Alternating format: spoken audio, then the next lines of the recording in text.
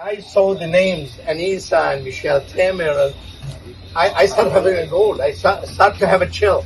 It's like, we need to see those people get into office. They are Arab Americans. They are our own kind, and they are good people. We know they are good people because we can follow their voting records and whatever you need to follow to know what kind of people they are.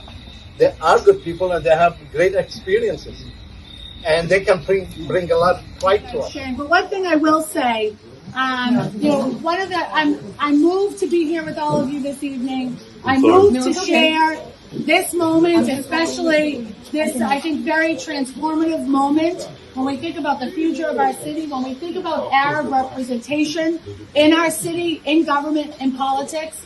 I think a lot every day about my father, who unfortunately passed away 10 years ago and was never able to see me fulfill my promise to him, which is really a fulfillment of a challenge he made to me, and to lead this city. When I was a young kid, I discovered a love for Boston politics.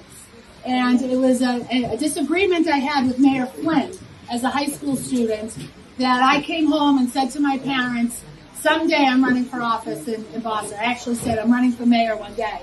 And my father said to me, Annissa Essaibi, said to me, a girl with an Arab name will win nothing in this city. And I'm a good Arab daughter.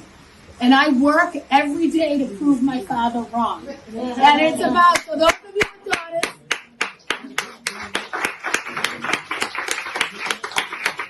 you with daughters, challenge them appropriately. Because I promise you, Arab girls exceed every expectation that is put before them. And we've learned that from our fathers, we've learned that from our mothers, and we've learned that from generations before us who have worked hard for everything that they have. And I'm grateful that my parents worked for everything that they had. Again, coming from two very different cultures, two very different religions, two very different parts of the world, two very different experiences. The one thing that they shared, or two things they shared in common, but related two things, was hard work and education. And it's what I say to my sons every day. My husband and I have 4 boys. I have a 16-year-old and I have triplet 15-year-olds.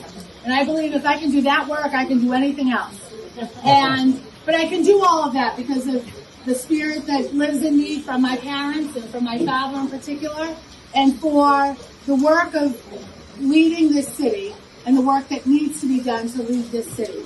So I'm really grateful to be among all of you. I'm grateful to be among so many Eliases in this room, which I absolutely love.